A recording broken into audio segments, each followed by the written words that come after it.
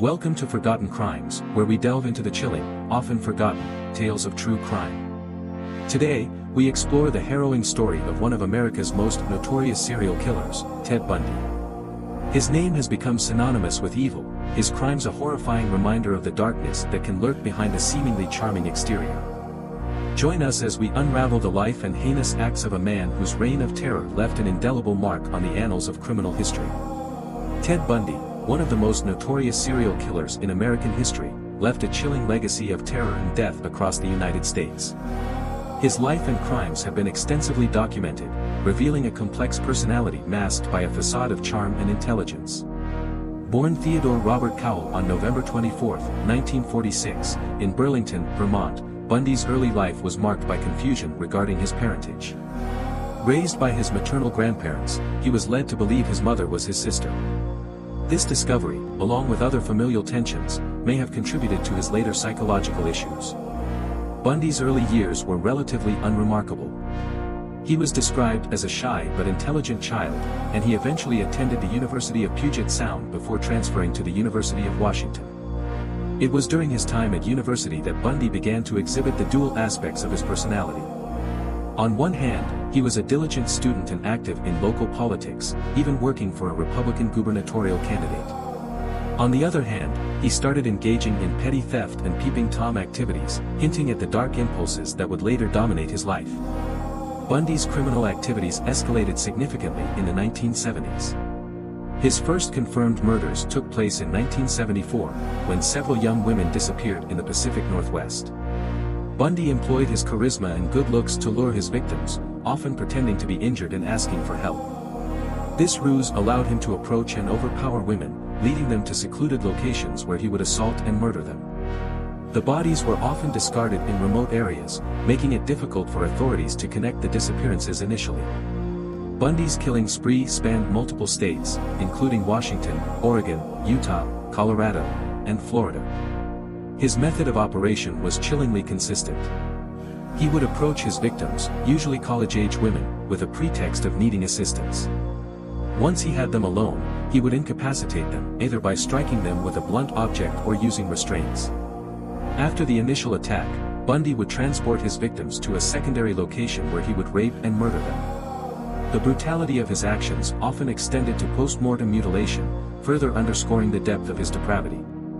Despite the growing number of missing women, Bundy managed to evade capture for several years.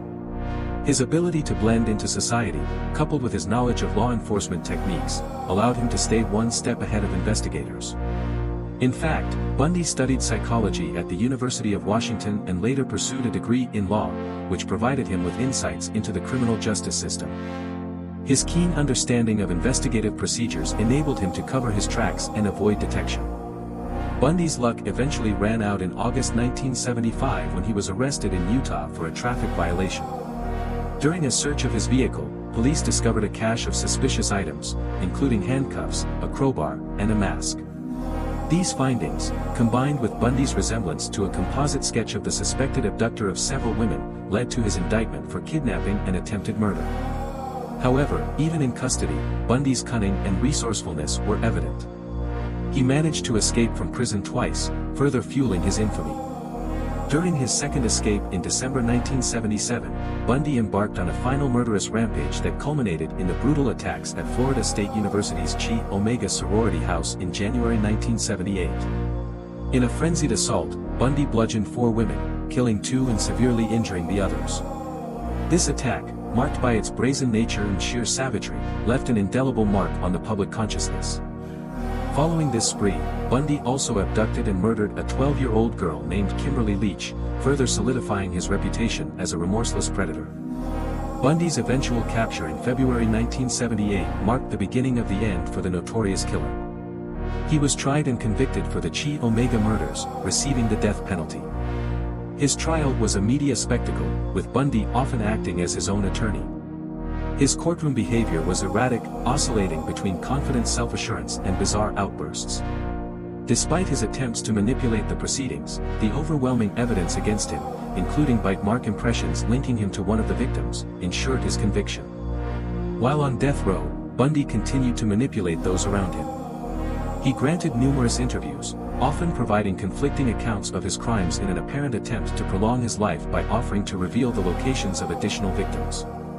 His interactions with law enforcement and the media during this time provided deeper insights into his psyche, revealing a man who thrived on control and the suffering of others.